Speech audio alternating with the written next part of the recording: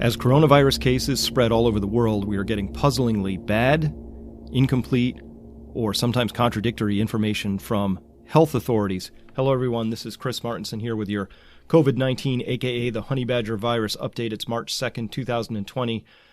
I needed yesterday off, and it was good for me to recharge. So here I am back at it, and I'm going to have to call this one time to triage. And I'm going to spend a lot less time on all the new cases out there because I think we're kind of past that. We'll track it, but that I think is it's run its course in terms of convincing anybody that we've got something because of all the new cases. But here's a few. Let's just take a look at some of these. The number of confirmed cases has now reached 90,000. I think that's vastly, vastly understated because of how China was massaging their numbers, and I think Iran isn't being completely honest, and all of that. But let's go with that for now. And the number of cases outside China surpassed a magic number, 10,000, if you like big round numbers. Italy, 340 new cases, raising their total to over 2,000 right now. And their death toll's up to 52 with 18 new deaths. Recently, Spain, 36 new cases. Now they're at 120, so they've cracked the 100 mark, and that's a big another dividing line where I think you've gone into clear and obvious sustained community-level transmission there.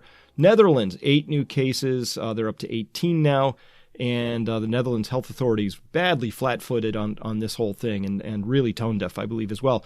How many new cases? First case is Tunisia. First case, Jordan. First case, Latvia, Senegal. First case is Saudi Arabia. First case, Moscow. First case. So this is still spreading all over the place, and I know all of these countries have been very, very aggressively attempting not to have new cases coming in.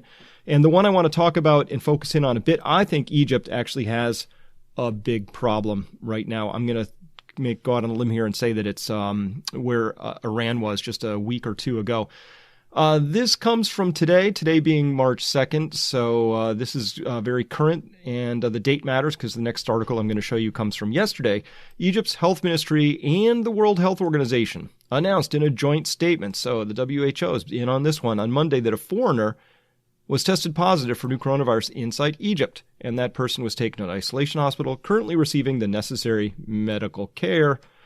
Announcing that on their Facebook page. Very nice. That all sounds nice, but here's the other news that came out yesterday.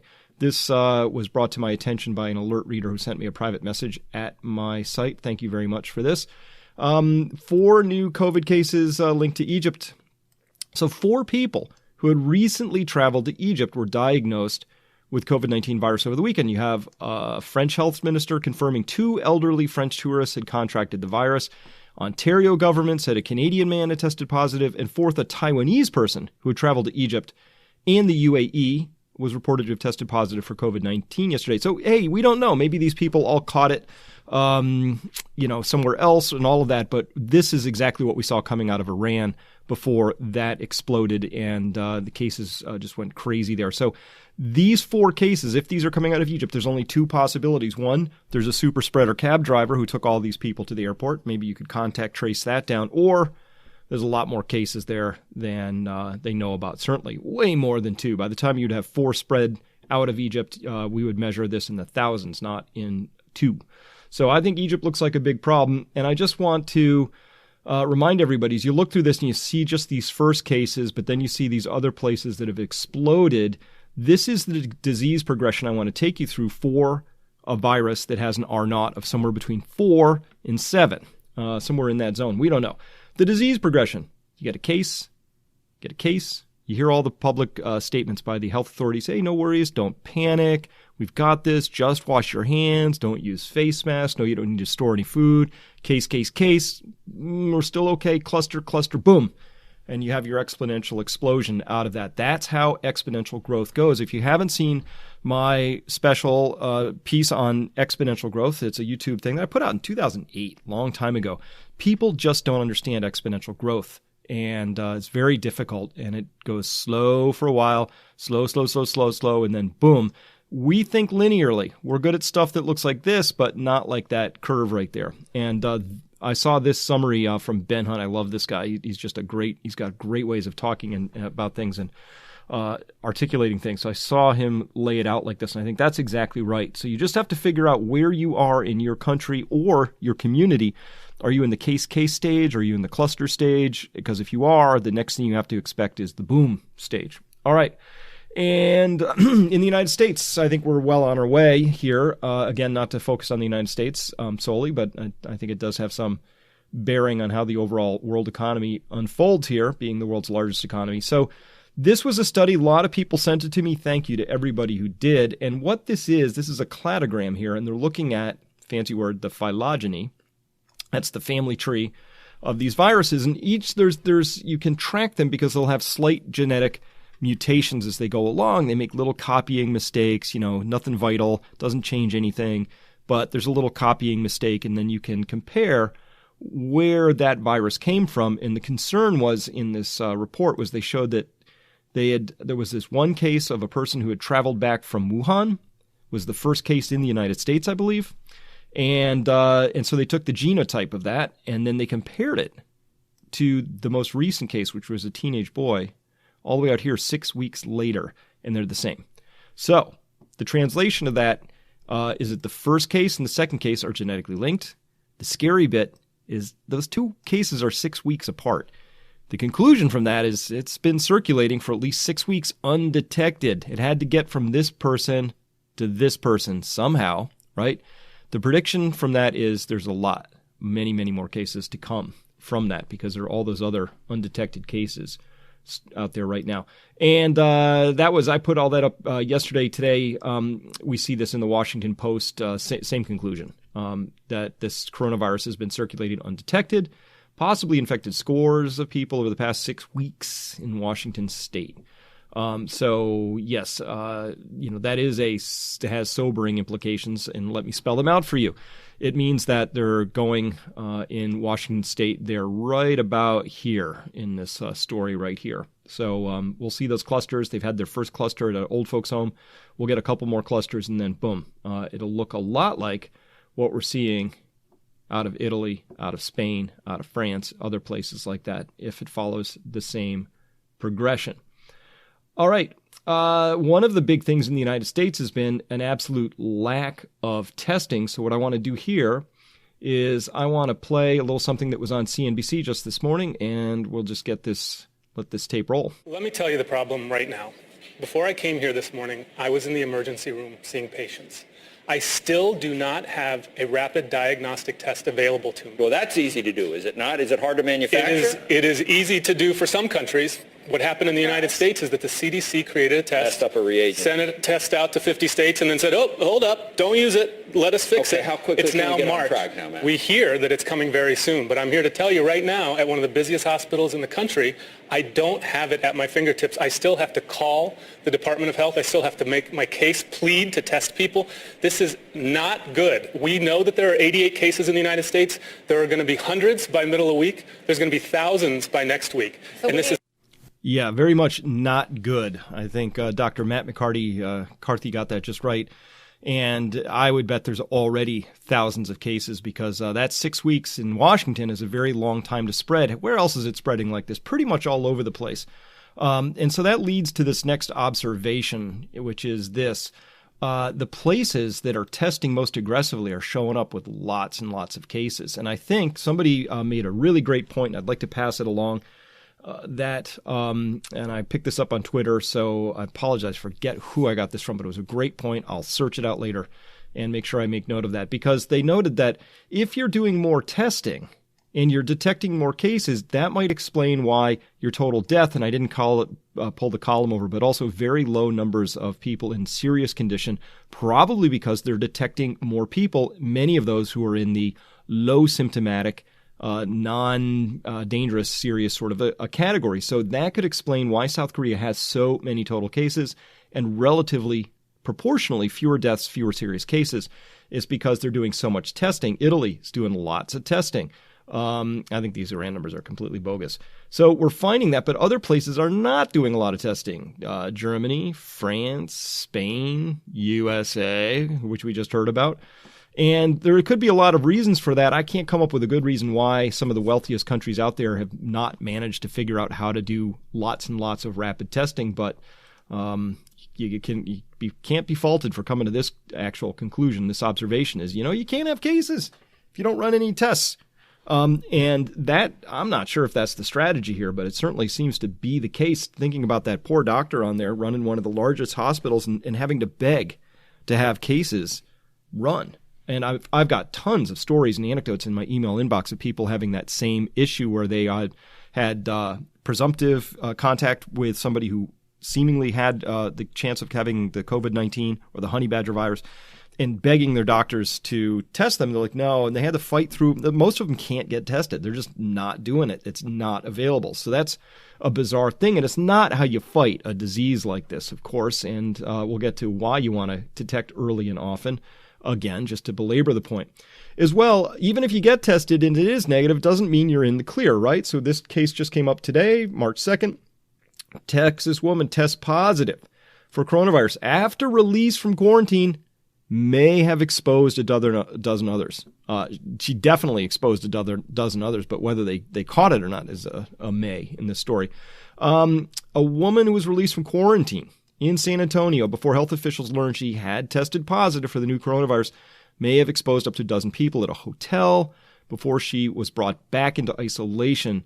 They said that CDC said it was retesting the patient who had been released from isolation Saturday, but later returned after a lab test was weakly positive. So maybe that's a good sign. Hopefully weakly positive means also not spreading it all that well, and which is a possibility. But at any rate, it's very, very, very hard to fight this particular disease because you can be asymptomatic. You can get negative tests. The tests sometimes give false positives. Sometimes they give false negatives.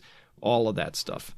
At any rate, the advice I have here is that everyone, especially healthcare workers here, needs to treat this as an airborne disease. First, all the way back in the Lancet, this came back from January. This was from early case reports that are coming out of China, and that's where the most experience with this came from. A lot of clinical experience, and they wrote in this paper that the link is to here.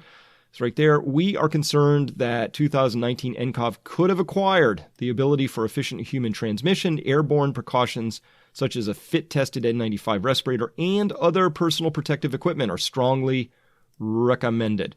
So I think you have to go on the presumption that it's airborne until you know otherwise. And we had other weird cases like back there in the case in Hong Kong where it seemed to travel up and down through pipes across many, many stories, 10 stories in one case.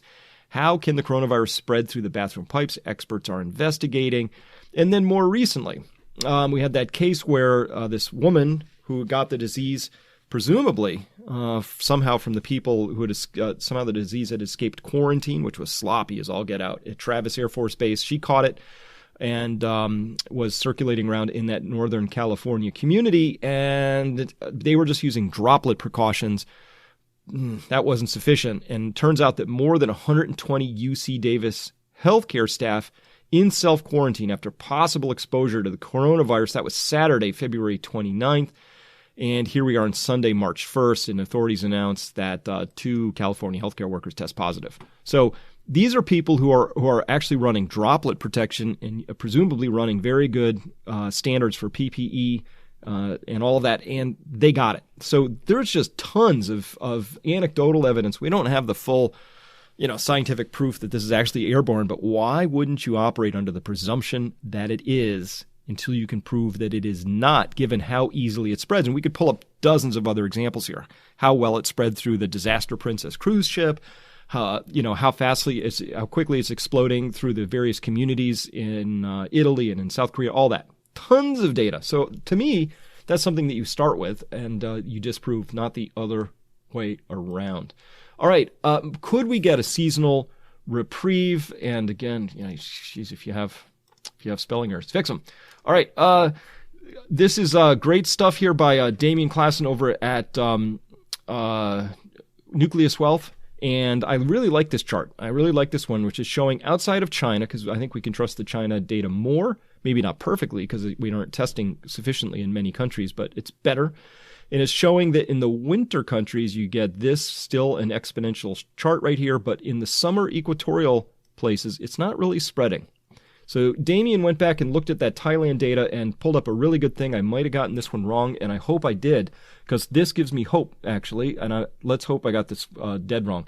So we look at this shape of the Thailand viral pneumonia cases.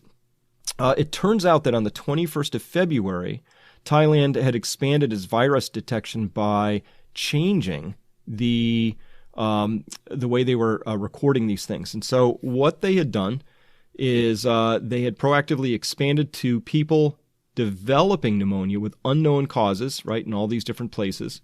And so all they did was expand the definition here. And that happened on February 21st, which would be 16, right around here.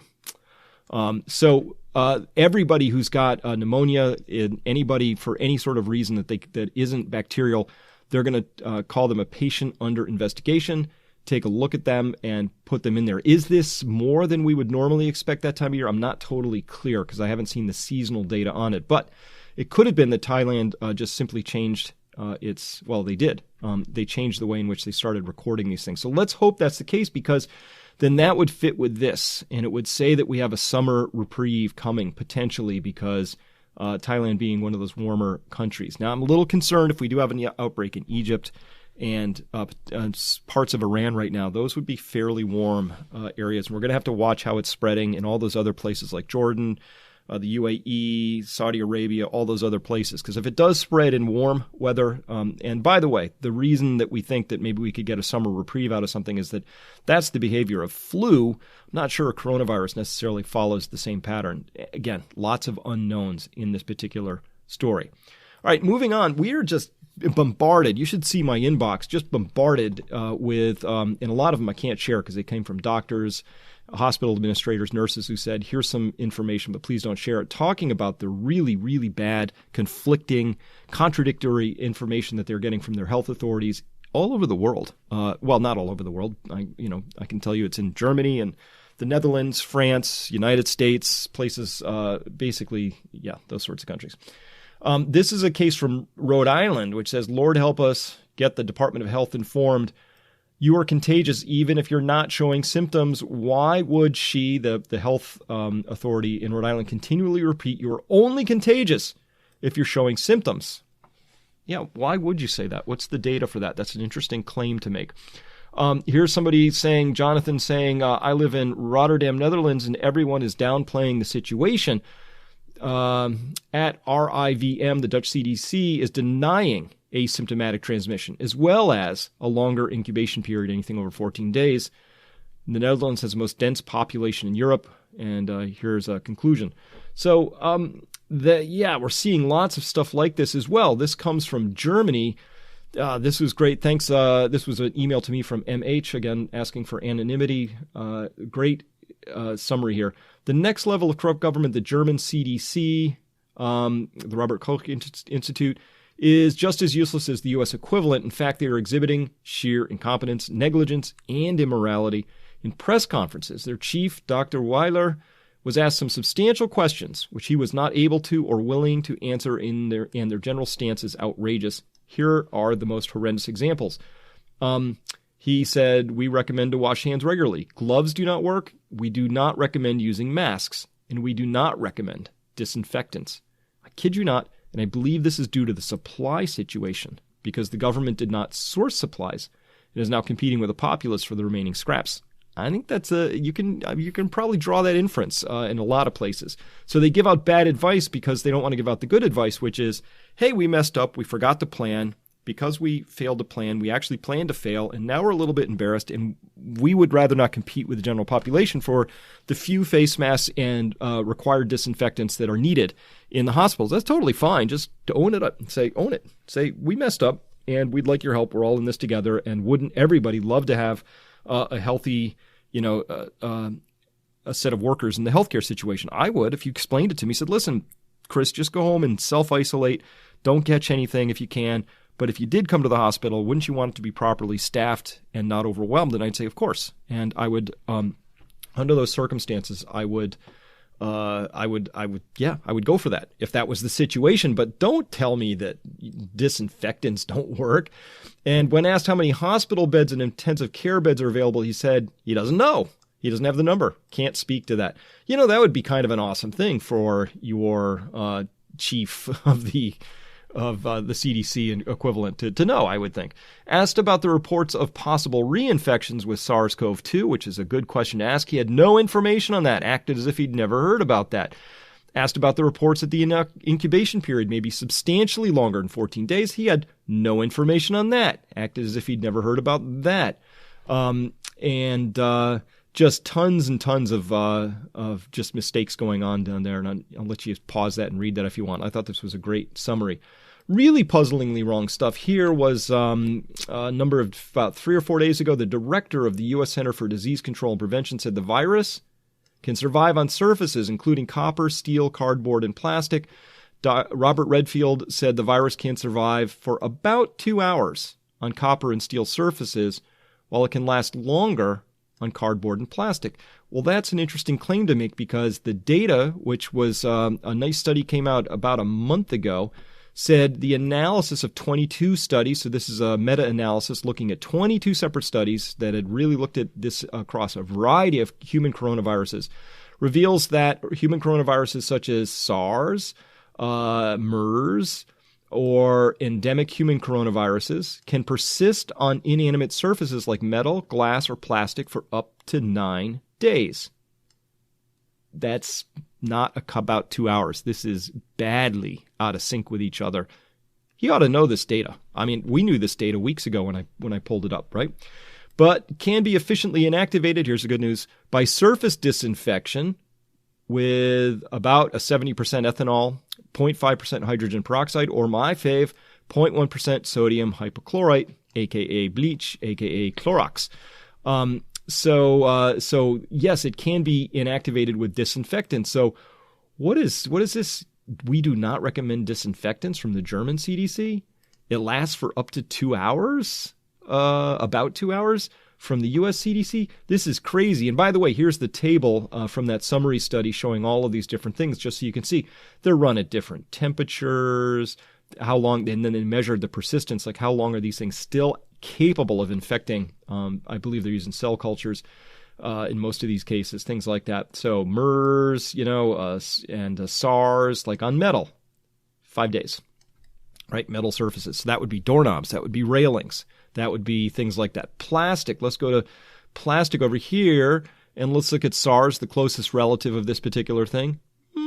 Less than or equal to 5 days. So that might be things like elevator buttons, pens. Somebody hands you their phone, something like that, right? 5 days on silicone rubber here, right? So these things are actually, coronaviruses are very persistent. In fact, where can you, let's see, HCOV on aluminum might have given you 2 hours, but everything else here is much, much longer than that, running into the days. So this is just wrong. And so that's what I meant by saying there's a lot of this contradictory information out there.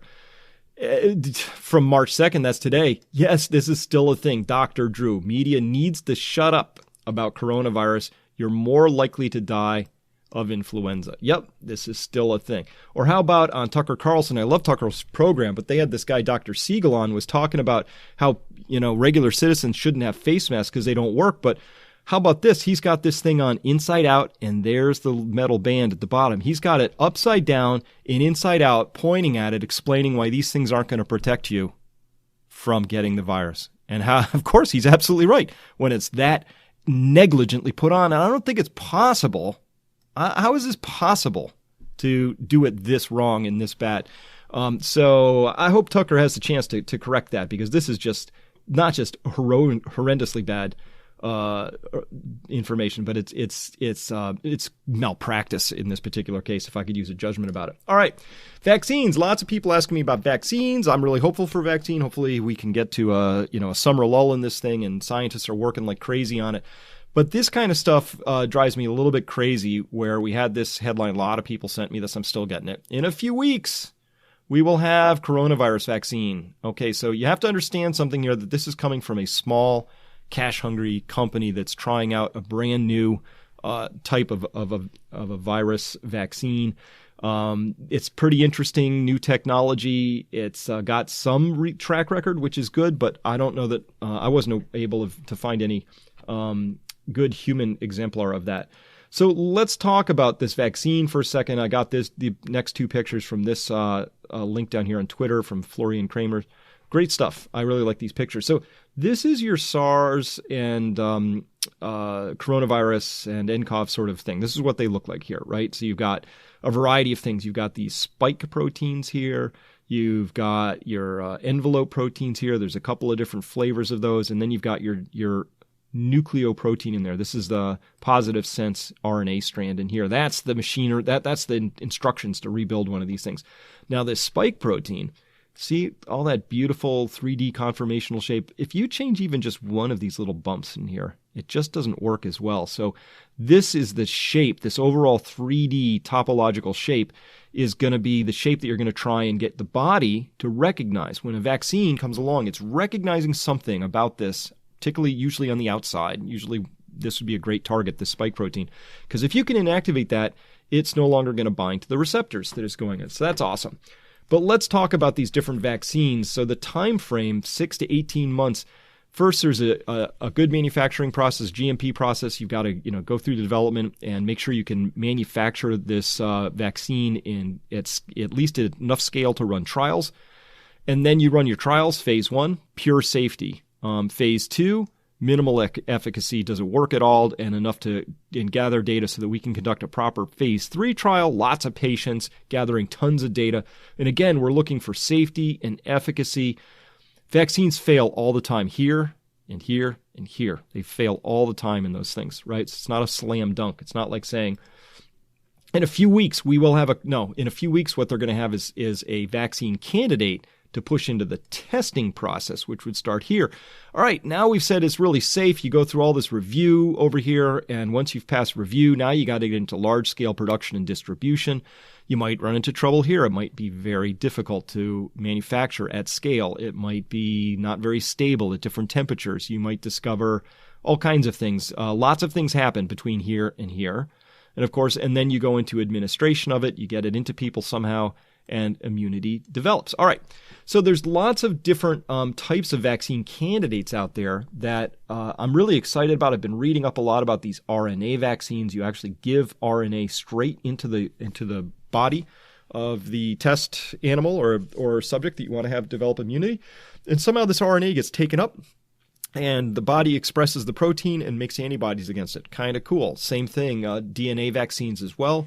It gets the body to manufacture the antigen itself. There's recombinant protein vaccines. That's what these people are developing, I believe. It's a chimeric, meaning chimera means made of two parts. So it's got a human part and a chicken part, or whatever the chimera is. Could be two dissimilar proteins, but I think that's what they're running is a recombinant protein vaccine. There are vectored vaccines. These are the ones you are more commonly aware of as inactivated vaccines, or even a live attenuated vaccine, meaning the virus is still alive, but it's been mostly attenuated, killed, so it's not that effective anymore. So these are the ones that we normally run. And by the way, running some of these in SARS, trying to create a SARS vaccine, we talked about this weeks ago, had actually created a worse outcome for the animals. Well, the vaccine was developed. It was put into the animals. The animals developed antibodies. Yay. That's how it's supposed to work. But then when they got re-exposed to the SARS virus again on a second time, they had really horrendous outcomes and they died. So that's why we go through clinical trials like this. These can take a while. And if any safety stuff comes up, you got to wonder about that. So this isn't just, you got to figure out not just does it the human make antibodies once they've tried it, but what happens when they see the virus again? Or in the case of the dengue fever, you get antibodies to strain number 1, but when you see strain 2, that's when you get the dengue hemorrhagic fever and other similar bad outcomes. All right, the nCoV, the Honey Badger Balancing Act here, it looks like this, and I've reconfigured this because I think this makes a little more sense now.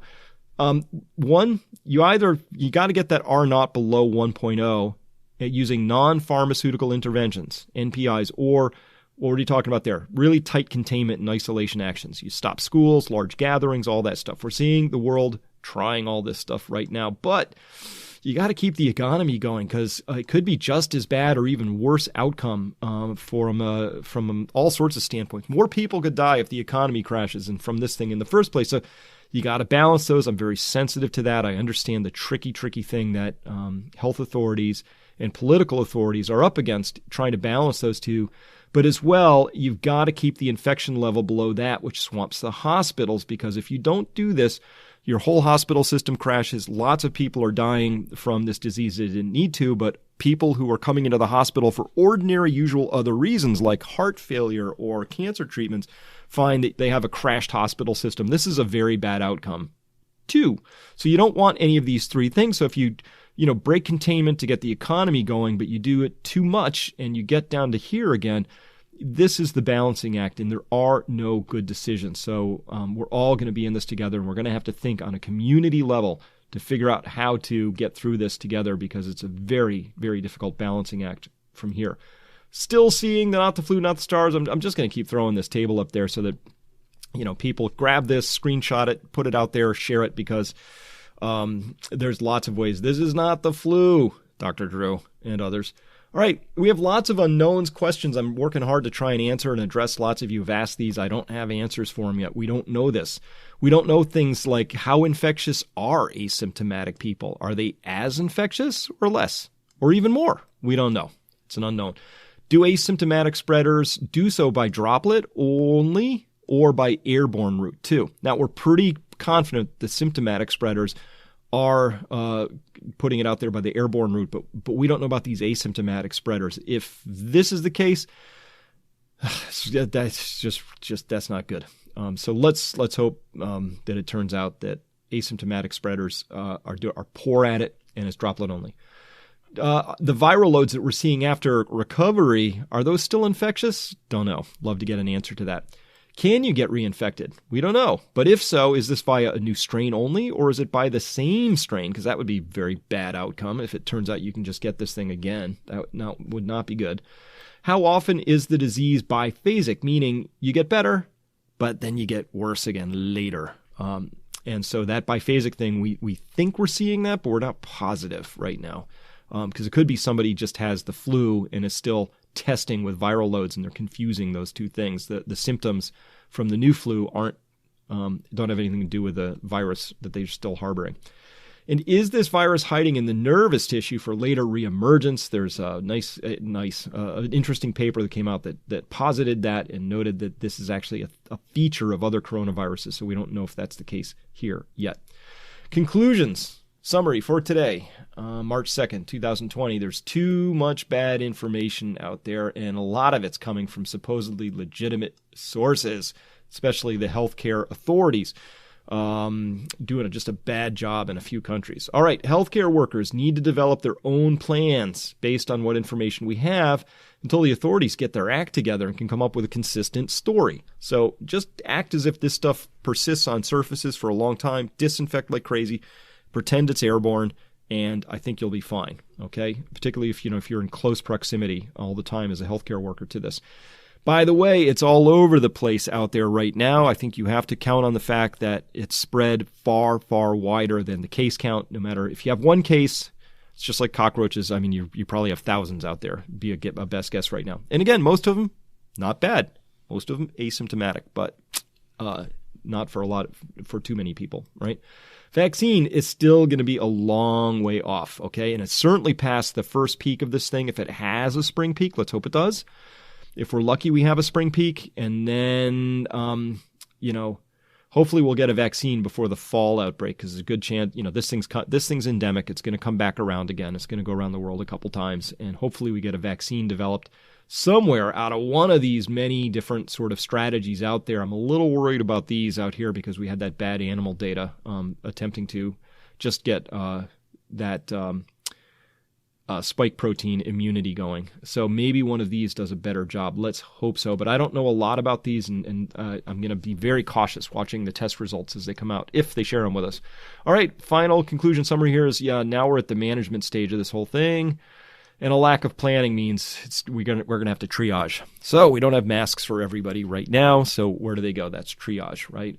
Hospitals, if they get overwhelmed, they're gonna have to triage. We can't treat everybody. So how do we pick who does get treatment and all of that. That's where we're at this particular story. So with that, I guess I'll close with just one last thing, to remind you to remember to resubscribe if necessary, because we've had lots of reports of people saying that they've been helpfully unsubscribed from this channel. If you want to keep up with these daily updates, then make sure you're subscribed.